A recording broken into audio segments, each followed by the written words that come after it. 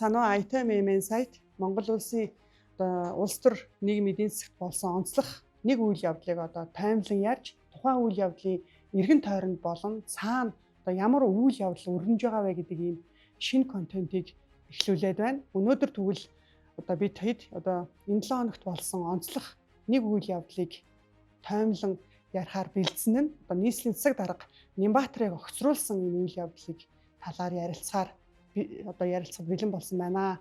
За хотын дарга Нямбатарыг ерөнхий сайд учрал бол 5 сарын 16-нд бол нөөцийн махны бэлтгэл ажлыг хангалтгүй бэлдсэн, ажлын хариуцлага алдсан гэдэг үндслээр бол ажлаас нь чөлөөлж хариуцлага тооцно гэдэг бол мэдгдсэн байгаа. Тэгээд гол ерөнхий сайдын засаг даргыг огцруулж байгаа гол хуулийн заалт нь бол Монгол улсын засаг захиргаа нутаг дэвсгэр энийгч түүний удирдлагын тухай хуулийг үндэслээд нийслэлийн засаг даргаыг бол огцруулах ажлаас нь өөрчлөлт ажлаас нь чөлөөлөх захирамжийг бол гаргасан.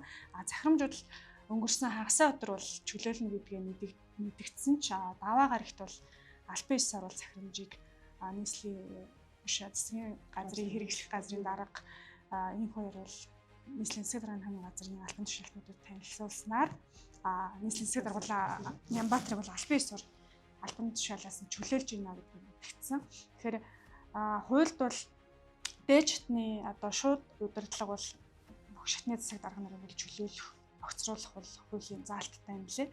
Тэгээд энэ заалтын дагуу захирамж хэрэгжиж хүчинтэй явах санаас хамаарат дараагийн засаг даргаыг бол томлох асуудал бол яригдах юм лээ. Хуулийн дагуу 15 өдрийн дотор бол дараагийн засаг даргаыг сонгож батламжлах асуудал яригдах юм лээ.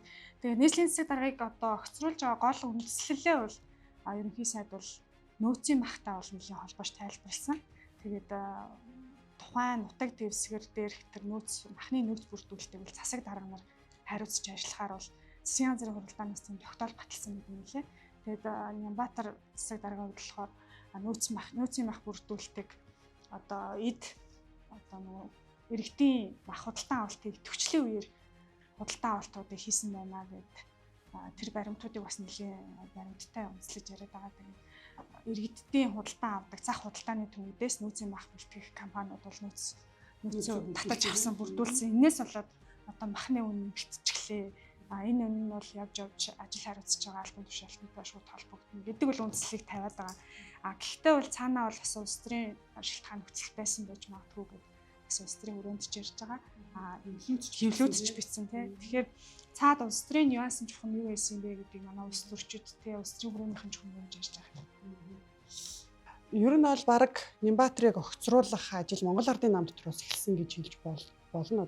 Манай хэвлүүч ер нь он гарснаас хойш бичээд эхэлсэн л дээ. Оюун эрдэнэ засгийн газар байхад Нямбатар бол засгийн газараас маш их дэмжлэгтэй, маш их мөнгөтэй, эрх мэдэлтэй болсон юм хотын дарга. Монгол Ардын нам 30-38-аараа хуваагдаад засгийн газараа огцруулсны дараагаас Нямбатарыг бас огцруулах ч юм уу тий.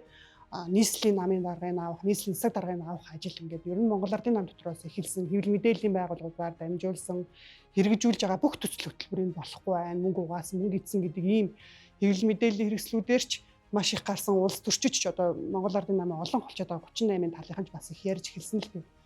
Яг 5 сарын 16-нд учрал ерөнхий сайд алах цогсноо боловч процесс бол маш удаа үргэлжилсэн юм. Нямбатарыг огцруулах процесс үргэлжилсэн гэж хэлж болно. Хамгийн эхний Нямбатар дарга болон учрал ерөнхий сайд хоёрын хооронд зөрчил юунаас үүссэн бэ гэх юм бол 4 сарын 22-нд ерөнхий сайд шууд тулын урдны замыг зогсоолоо гэдэг ийм алах цогцсон. Гэтэл Нямбатар төсөл хэрэгжүүлэгч компанид аль хэмжээний 600 гаруй тэрбум төгрөгийг ингээд шилжүүлчихсэн. Гэхдээ энэ төсөл зогссон байгаа. Цаашаа дараагийн хотын дарга хэрэгжүүлэх юм уу, энэ ингээд зогсох юм уу гэдэг нь бас ингээ ойлгомжгүй. Нямбатар болохоор бид нар энэ асуудлаар өөрсдөө ингээд захиалагч тал төслөө зогсоож байгаа учраас баг арбитрийн шүүхүүд дуудагдаж нөхөн төлбөр Монгол Улсын засгийн газар ч юм уу тий нийслэл төлөх эрсдэлтэй гэдгийг бас хэлээд байгаа. Үүнээс цаашаа хөвөрөх юм бол 4 сарын 27-нд нийслэлийн иргэдийн төлөөлөгчдийн хурлын дарга баярыг 31 төлөөлөгч гарын үсэг зураад ээлжид бус хурал хийж огцруулсан. Энэ болохоор юу гэдэг нийслэлийн засаг дарга Нямбатар болон иргэдийн хурлын дарга баяр хоёр бас нөгөө эсрэг талууд болчихж байгаа учраас Нямбатар олонхоо бүрдүүлээд баяр даргаыг огцруулчихж байгаа. Ингээд дахиад одоо их баярыг одоо дараагийн иргэдийн хурлын дараад нэр дэвшүүлээд үүнийг нь Монгол Ардын намын удирдах зүйл дэмжсэн учраас одоо ингээд сонгоод явсан. Тэгэхээр баяр 24 сарын 27-нд огцроод одоо дараагийн одоо нийслэл иргэдийн хурлын даргатай болсон гэсэн үг. Ингээд 4 сарын 29-нд одоо Нямбатар дарга 1-р орлогч одоо бүх энэ том төслүүдийг хариуцж ирсэн эдийн засгийн зөвлөх даваа даалаа өөрийн хүсэлтээр одоо ажлаасаа чөлөөлөд одоо шалгуулъя гэдэг ийм хүсэлтээ өгсөн.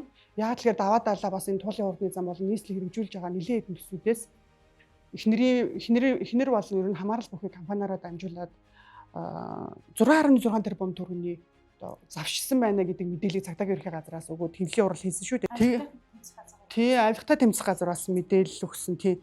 Гэтэл өнөөдөр нийслэлийн прокурорын газраас санал өгөөд шүүхээс даваа даалгыг одоо ингээд 1 сар цагтаа ойрох юм тасан сэргийлэх арга хэмжээ авсан гэдгээ бас мэдээлж байна. Тэгэхээр ер нь нийслэлийн одоо асуудал нэлээд цаашаа явах нэ гэж одоо бид нар бас ойлгож болохоор байна. Ингээд чиний хэлгээр 5 сарын 16-нд Нямбатарыг ерөнхий сайд огцруулсан тий. Ингээд 5 сарын 19-нд нийслэлийн Монгол Ардын намын тэргүүлэгчд хуралд Монгол Ардын намын удирдах зөвлөлөөс дараагийн засаг даргад Пүрэв Давг гэж энэ залуугийн нэрийг оруулж ирсэн. Ингээд тэргүүлэгчд дэмжиж одоо 25-нд буюу эх даваа гарагт Пүрэв Давгийг Монгол нийслэлийн засаг даргаар одоо томилох асуудлыг хилцээд ерөө дэмжих юм бол иргэдийн хурал руугаа ингээд ийм оруулах ийм улс төрийн процессыг цаашаа өрнөх юм байна. Пүрэв Давг гэж одоо яг ямар хүн гараад ирв? Ямар ч залуу 1990 онд төрсэн хүн байсан те. Энэ түүний талаар ярьж өгвөл. Яг хотын дарга Нямбатар бол одоо нэг гарцаагүй байдалд орсон гэдэг шиг албан тушаалаасаа бол яалтчгүй хуулийн дагуу одоо нэг төрийн шийдвэр гарч ин дэ шийдмэл удирдлагын шийдвэр гарсан учраас бол ажлаа хүлээлгэж өгч байгаа өхөө мэдгдсэн өөрөө ч гэсэн мэдгдсэн. Тэгээд дараагийн хотын дарга тэгвэл хэн бэ ах вэ гэдэл яг огцорсон цагаас нь одоо бас нийгмийн шүлжээнд ч за улс төрийн үрээдчүүл хилүүтч битсэн 2-3 хүний нэр яригдчихсэн. Тэгээд Пүрэв Давг гэдэг Монгол Ардын намын залуу болгосон хүчний нэр бол одоо орж ирсэн. Тэгээд эхэндээ бол хинбэ арайгүй байхаа гэдэг хүмүүс бол нэлийн бас яаж ирсэн шүү дээ. Байр суурь илэрхийлж ирсэн. Гэхдээ Монгол Ардын намын удирдах зөвлөл болон нийслэлийн намын тэргүүлэгчдийн хурлаас бол Пүрэв Давг гэдэг хүн бол одоо ганцаараа нэр дэвшиж орж ирээд бараг 100% саналаар дэмжиж оруулсан. Тэгээд одоо Пүрэв Давгийн нэрийг нийслэлийн намын орооны хурал руу оруулаад дараа нь иргэдийн хурал танилцуулах процесс өрнө гэдэг бол одоо мэдгдсэн. Энэ залуу бол одоо хөнгөн талаасаа нэлээд залуу болсон хүчин 1990 онд төрсэн Улаанбаатар хотод төрсэн гэж байсан. Тэгээд төрийн алба болон одоо хувийн хвшилт бол айхтар албан тушаал бол харж исэн туршлага бол байхгүй. Харин Монгол Ардын намд бол нэлээд эртнээс одоо намын удирдлагын хэлсэн намын бол нэлээд доош хотны байгууллагаас бол ажиллаж эхэлсэн. Өнгөрсөн ИТХ-гийн сонгуул тий болон их хурлын сонгуульд бол бас нэлээд үзэгдэж ирсэн. Залуучуудын байгууллагыг нэлээд удирдах гарч ирсэн. Өнгөрсөн 2024 онд Монгол Ардын намын дэргэдэх залуучуудын холбооны ерөнхийлөгчрийн сонгогдоод ажиллаж байгаа юм билээ тий. Үндсэн мэргэжил нь бол улс төр судлаач гэсэн мэргэжлэр Монгол Улсын их сургуулийг төгссөн. Тэгээд Америкийн Австралид бол боловсрол дэвшлүүлж суралцсан байсан. Магистрийн болсон. Тэгээ мэдээж албан тушаал нэр дэвшиж байгаа учраас улс төрийн хөрөнгөл энэ хэний хүн бэ? Хэний угшилтай вэ гэдэг асуудал бол яригддаг шүү дээ. Тэгэхээр яг одоо нийгмийн шүлжээн ч юм уу хүн болгол мэдчихээн Монгол Улсын ерөнхийлөгчийн хөргөн байсан гэсэн мэдээлэл бас байгаа тий. Монгол Улсын ерөнхийлөгч одоо ухнаагийн хөрөлсөхийн том охинтой гэр бүл болоод дундаас хүүхэдтэй гэдэг юм мэдээлэл манай хэвлэлүүд бас нэлээд битсэн. Тэгээ яг нэг хүмүүс бол энэ хүн яг хотын дарга хийж чадах уу гэдэг асуулт бол одоо нийслэлийн иргэдэд ч байна. Улс төрийн хүрээнд ч гэсэн залуу хүн хотол бас аж ахуйн ажилтнтай ажил шүү дээ гэдэг энэ комментууд бол байна. Гэхдээ чухам яаж ажиллахыг одоо бид нар бас таашгүй. Ялангуяа манай хот ч одоо ингээд хүний даацсан хэтэрсэн учраас асуудал нь тулгамдсан. Ер нь одоо ингээд сүүлийн үе бүх хотын дарганараа ингээд харахад бүгд л бараг улс төрийн нэр хүндгүй болоод ингээд бууж штэ. Тэгэхээр тэр хүм одоо муудаа ч юм уу ингээд бас нэг талаар тэгж харагдахгүй байх шүү. Яг тэр манай асуудал хот маань маш их хүн амтай, маш их төвжрэлтэй болсон учраас ингээд асуудлыг шийдэх гэхээр л одоо тэр хүн рүүгээ дайрдаг ч гэдэг юм уу. Ийм нөхцөл байдалтай болсон. Тэгэхээр шинэ хот одоо шинэ залуу хүн энэ их хотыг одоо аваад хэрхэн ажиллах вэ гэдэг одоо хүн болгоно одоо анзаарч одоо чих тавин харж яах гэдэг шиг тий. Нийслэлийн дараагийн засаг даргаад нэр дэвшүүлээд байгаа энэ Пүрэв давг гэдэг нэр дэвшигчийн тухайд одоо Монгол Ардын намын олонх яг одоо бүх эрх мэдлийг аваад байгаа талаас одоо нэр дэвшүүлж байгаа нэр дэвшигч Нямбатарын хувьд бол одоо нийслэлийн Монгол Ардын намын даргын хувьд бас хэнийг дэмжих вэ? Энэ хүнийг дэмжиж байгаа юу? Одоо ерөнхий сайдтайгаа тохиролцсон уу ч гэдэг юм уу те. Энэ тодорхой бус одоо ямар нэгэн байдлаар Пүрэв давгийг дэмжихгүй гэсэн байр суурь илэрхийлээгүй. Хэвлэлэрч одоо ямар нэгэн мэдээлэл гараагүй байгаа. Харин одоо яг дэвшүүлж байгаа талаас нь бол Пүрэв давгийг одоо маш их дэмжиж үнэхээр одоо бэлтгэгдсэн боловсон хүчин шүү гэдэг ийм мэдээллийг олон нийтэд түгээгээд илүү их түгээж байгаа харагдаж байгаа. Тэгэхээр одоо 25-нд болох нийслэлийн иргэдийн нийслэлийн Монгол Ардын намын хурлаар яг Пүрэв давгийг 100% дэмжих үү төлөөлөх одоо гишүүд намын гишүүд ямар байр суурьтай байх юм? Одоо намын дарга Нямбатар бас ямар байр суурьтай байх юм бэ гэдэг нь илүү тодорхой болох байх. Хэрвээ тэгээд дэмжихгүй бол мэдээж энэ хүнийг одоо үдий зэрэг одоо ингээд явуулах уу юу гэдэг бас асуудал байна. Хэрвээ дэмжихгүй бол бас ахаад өөр хүний нэр оруулж ирэх үү гэдэг асуудал байна л да. Гэхдээ одоо нөгөө нийслэл дээр чинь бас нэлийн ажлууд хийгдэж байгаа. Сая бас нөгөө нийслэлийн засаг даргаыг огцруулаад нийслэлийн засаг даргын нөлөөр орлогч асан даваад бол яг алхтын тэнцэх газрын шалгаж байгаа зэрэг асуудалтай холбогдуулаад одоо энэ 7 хоногт бол АТГ-с бол хамтарсан нэлийн том ажлын хэсэг гаргаад нийслэлд хэрэгжүүлж байгаа 24 мега төслийг бол бүх төслийнх нь одоо нэг сонгон шалгаруулалт болон санхүүжилтийн асуудлыг нэг бүрчлэн шалгана гэд бас мэдгэтчлээ. Тэгэхээр энэ төслүүд бол тодорхойгүй хугацаагаар бас дахиад ерөнхийдөө жоохон цогсон байдал руу шилжиж байна гэсэн үг болж байгаа юм. Тэгэхээр ч одоо яг бүтээн байгуулалтын цөөхөн үйлрэлт Монгол Ардын нам 2 хуваагдаа тэр хуваагдал нь нийслэл рүүгээ ингээд шилжснээс болоод нийслэл хэрэгжүүлсэн том төслүүд нь зогсоод бараг бүтээн байгуулалт огт хийгдэхэргүй ийм нөхцөл байдалтай болж байна. Магадгүй дараагийн хүний хурдан томилоод энэ төсүүдээ цааш нь үргэлжлүүлэх юм уу, үргэлжлүүлэхгүй юу гэдэг хурдан шийдвэрээ гаргаа явахгүй бол одоо ингээд 24 оны сонгуулиар одоо бүрдсэн парламент бол энэ иргэдийн хурал гэж ажил хийж чадахгүй.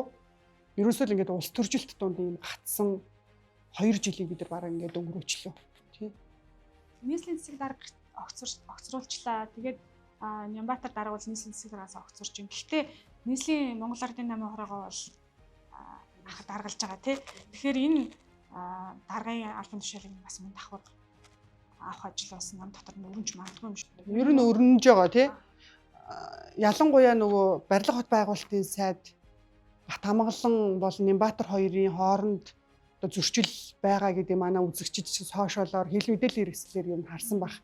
Энэ хоёр чинь баг бие биенийхээ ажлын байрны гадаа чагсаалт цуглаан зохион байгууллаа гэдэг шогч юм шиг юм яриа бид одоо манай нийгэмд өрнөсөн шүү дээ тий.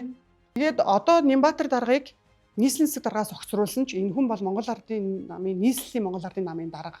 Нийслэлийн Монгол Ардын намын даргууд гэдэг бол Монгол Ардын намын тал гэж одоо улс төрийн хүрээнд ч ярьдаг, манай сэтгүүлч ч юу юм тэгж бичдэг. Ер нь ч энэ бол бодит үн яг л манай хүн амын тал хувь нь одоо Улаанбаатар хотод амьдарч байна тий. Тэгэхээр нийслэлийн намын дарга гэдэг бол бас маш одоо үүрэгтэй, нөлөөтэй одоо намын ялагдалд бас их одоо хүчин хувь нэмэр оруулах юм албан тушаал байгаа. Тэгэхээр Нямбатар даргыг ганцхан засаг даргаас нь огцруулад дуусахгүй бах. Ялангуяа одоо намын дарга Бацаамын одоо баг би чамайг энэ төрөсөн шүү гэдээ өөрөө лайвда хэлчихэж байгаа шүү дээ. Тэгэхээр бараг л одоо нийслэлийн намын даргыг авах ажил бүр одоо эрчимтэй нам дотроос нь бол үргэлжлэх бахал гэж одоо манай сэтгүүлчид ч юм уу тий улс төрийн хүрээнд бас тэгж ярьж байгаа. Тэгэхээр энэ улс төрчлөлт ер нь дуусахгүй байна. Дахиад цаашаа ингээл одоо баг ажлаа өгтөлч гэдэг юм уу үргэлжлэхээр л харагдаад байгаа. Нөгөө албан тушаалаа авсан бол бас өгөөд явдаг тийм соёл бас манай дарга нар бас сумаар байгаа шүү дээ. Тэгээд хитрхийн нэг албан тушаал дээр ингээ удаад ч юм уу эсвэл ингээ нэг бүлэглэл гэж яриад байдаг тий тэр хүмүүс ингээ нэг бүлэглэлээр албан тушаалаа ингээ албан тушаалтай зуралдаад өгч чаддгүй, салж чаддгүй тийм одоо үзэгдэл Монголд бол ингээд баг гарч байгаа шүү дээ тий. Тэгэхээр ингээд дараагийн ээлжнийх нь мухагаар хэлэх дараагийн ээлжнийх нь альбом тушаалаа авах гэдэг ингээд маш шахаад байдаг үзэгдэл байна. Засгийн газрын хэрэглэх газрын дарга нөгөө би энэ хоёрын бас нөгөө нийслэлийн засаг дарганы хамгийн газарт тэр захирамжаа очоод танилцуулж байгаа ингээд тий ингээд тэрийг ингээд их онцлоод харах юм бол Монгол улс бол нэгдмэл улс шүү. Нэг ерөнхий сайттай, нэг их хуралтай. Тэгээд албан тушаал дээд хитний удирдлагаас гаргаж байгаа шийдвэр гаргаж байгаа энэ хүлээж авах ёстой шүү. Түр төмгөр шүү, яс юмгөр шүү. Гарсан шийдвэрийг хэрэгжүүлж ажин шүү гэдэг нийслэлийн засаг дарганы хамгийн газрын албан тушаалтнуудад бол нэлээд сануулж хэлжсэн. Нэг талдаа яг төрийн шийдвэр гарчиж байгаа бол ажиллаа өгөө явах ёстой. Дараагийн одоо улс төрөө гэж албан тушаалаас өгч байгаа улс төр хэрэг. Тийм соёлд бас манай улс төрчид ч юм уу нийгэм бас суралцах ёстой байна гэсэн тийм өнцгүүд бол харагдчихжээ. Тэгэхээр тэр нөгөө хотын дарга Нямбаатрын лайбрари гэсэн мэдээлэлд зориулж хийж байгаа л албан тушаалтнууд болж байгаа. Тэгээд яалтчгүй Монгол Ардын намын дарга учрал, яалтчгүй Монгол улсын ерөнхий сайд учрал. Тэгэхээр одоо шийдвэр нь гарчиж байгаа учраас чи хинч байсан юм одоо хэрэгжүүлж ажиллая шүү гэдэг төр төмгөр шүү, яс юм шүү гэдэг бол маш тод сануулж илээ. Тэгээд тэр бол одоо дараагийн албан тушаалууд дээр ч гэсэн хэрэгжиж явна шүү гэсэн санааг бас өгчүүлнэ. Нэг талдаа одоо энэ шийдвэрийг илүү их улс төржүүлээд одоо нөгөө албан тушаал томилогдсон л бол нэг л өдөр чөлөөлөгдөл таараа шүү дээ тий. Тэгэхээр тэрийг бол нөгөө хэтэрхий улс төржүүлдэг л хандлага бол Монголд биелсэн юм гэж хараад байгаа. Нийслэлийн засаг даргаагаа нийслэлийн засаг даргаыг огцруулсантай холбоотойгоор засаг дарга нийслэлчүүд одоо саналаараа ингэ сонгодог бай гэдэг ийм үнцэг бас гарсан. Гэхдээ ерөнхий сайд бол засаг даргын дарга нь тий. Гэтэл ерөнхий сайдаа бид нар улсын их хурлаасаа томилчоод засаг даргаа сонгочхоор засаг дарга бол би баг ард түмний сонгогдсон чамаас илүү шүүгээд энэ хоёрын дунд бас юм зөрчилтөө үүсэх учраас одоо хууль эрх зүйн орчинд ер нь боломжгүй байна гэдгийг бас улс төрчид шилжижсэн л да. Тэгэхээр ер нь цаашдаа ч гэсэн бид нар одоо хуульдаа өөрчлөлт оруулаад засаг даргаа сонгодог байх нь ер нь одоо бидний ерөнхий сайдаа томилчоод энтэй зөрчилдөх учраас боломжгүй юм байна шүү гэдгийг бас энэ үеэр ярьж эхэлсэн улс төрийн өрөө тий. Өөрснөө сонгодог болох юм бол Монголын үндсэн хуульд бол өөрчлөлт оруулах асуудал яригдана. Дахиад нөгөө их мэдхийн хуваарлалтаа яаж хийх вэ гэдэг асуудал өндөвч таарах ба.